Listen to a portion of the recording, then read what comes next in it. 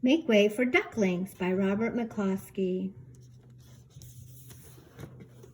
Happy spring again, boys and girls, and happy May Day. And actually, now that it's May, we're going to start seeing a whole bunch of different animals in Alaska that have left and are coming back, and some that stayed all year long. So here is a story about some ducklings and a couple of ducks. And they're in a different part of the world or in a different part of the United States. We're going to look at a place called Boston, Massachusetts over on the East Coast when we read this story. So if you have a map or a globe at home, you can locate Boston, Massachusetts on the East Coast of the United States. So let's get started. Mr. and Mrs. Mallard were looking for a place to live. But every time Mr. Mallard saw what looked like a nice place, Mrs. Mallard said it was no good. There were sure to be foxes in the woods or turtles in the water, and she was not going to raise a family where there might be foxes or turtles. So they flew on.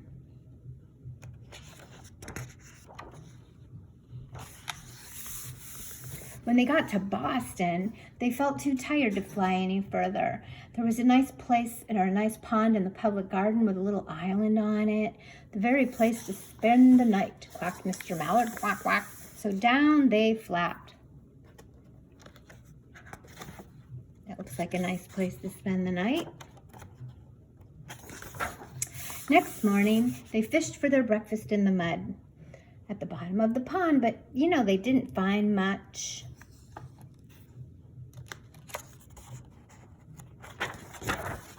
Just as they were getting ready to start on their way, a strange, enormous bird came by. It was pushing a boat full of people, and there was a man sitting on its back.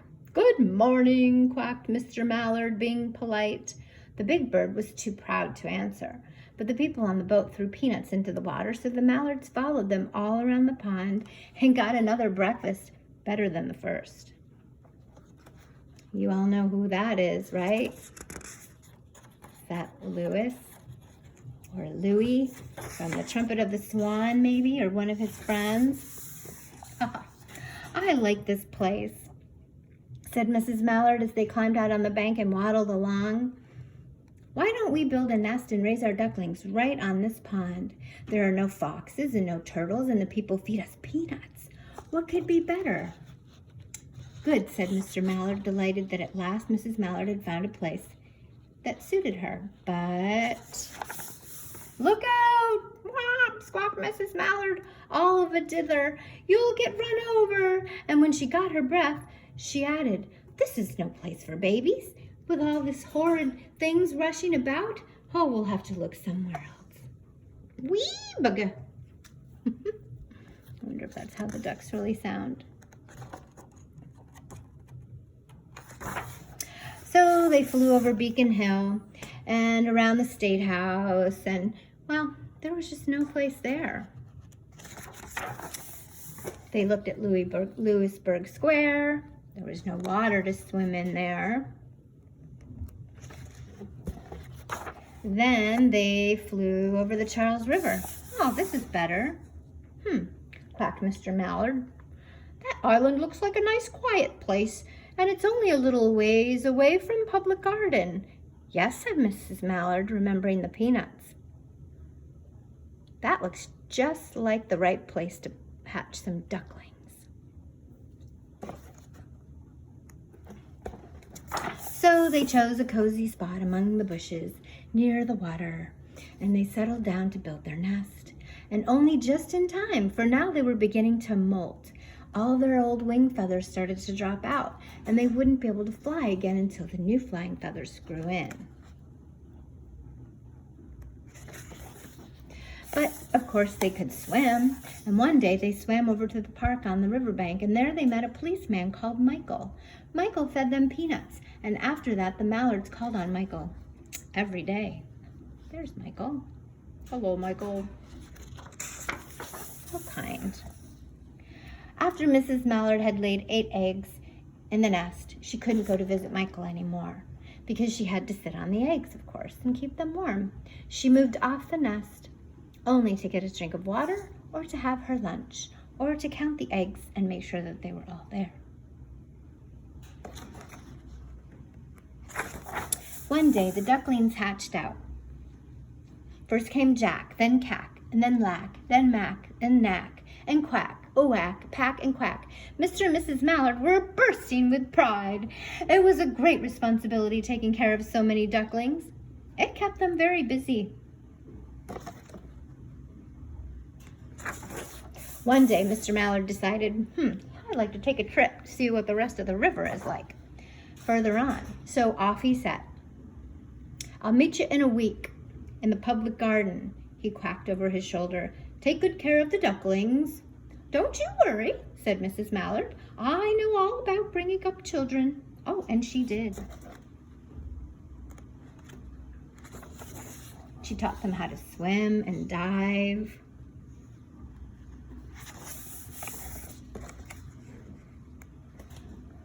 She taught them to walk in a line and to come when they were called.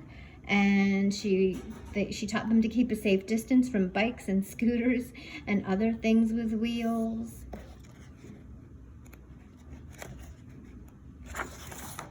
When at last she felt perfectly satisfied with them and their training, she said one morning, "Come along, children. Follow me before you could wink an eyelash." Jack and Cack and Lack and Mack and Knack and Oack and Pack and Quack fell into a line just as they had been taught.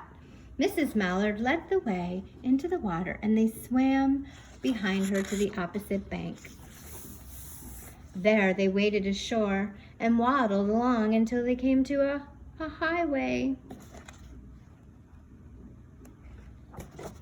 Mrs. Mallard stepped out to cross the road. Honk, honk went the horns on the speeding cars. Quack, quack went Mrs. Mallard as she tumbled back again.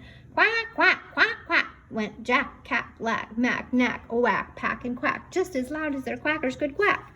The cars kept speeding by and honking, and Mrs. Mallard and the ducklings kept right on quack, quack, quacking.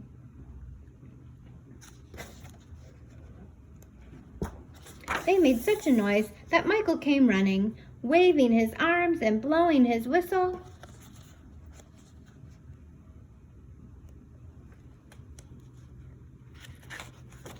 He planted himself in the center of the road. He did. He raised one hand to stop the traffic and then beckoned with the other, the way the policemen do, for Mrs. Mallard to cross the street. As soon as Mrs. Mallard and the ducklings were safe on the other side of the street and on their way down Mount Vernon Street, Michael rushed back to his police booth. He called Clancy at headquarters and he said, "There's a family of ducks walking down the street." Clancy said, "Family of what?" "Ducks," yelled Michael. "Send a police car quick." Meanwhile, Mrs. Mallard had reached the corner bookshop and turned into Charles Street with Jack, Cack, Lack, Mack, Knack, Oack, Pack, and Quack all marching in line behind her.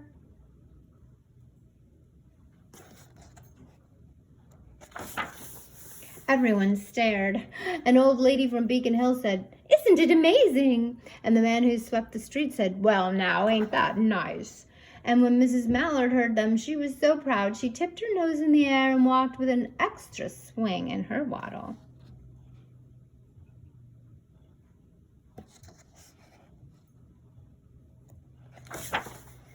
Well, they came to the corner of Beacon Street. There was the police car with 4 policemen that Clancy had sent from headquarters. The policemen held back the traffic so Mrs. Mallard and the ducklings could march across the street.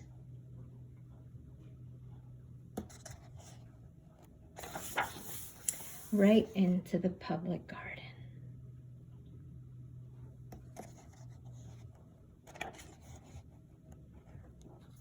Inside the gate, they all turned around to say thank you to the policeman. The policeman smiled and waved goodbye.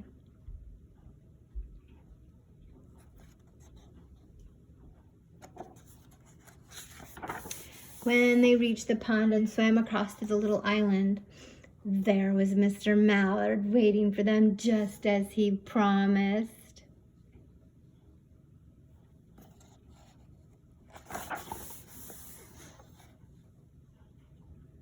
The ducklings liked the new island so much, they decided to live there.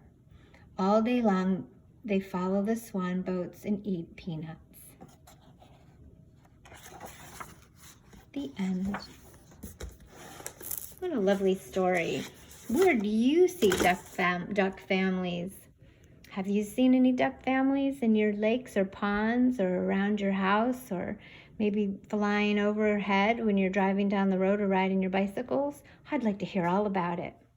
Bye. Thank you for listening.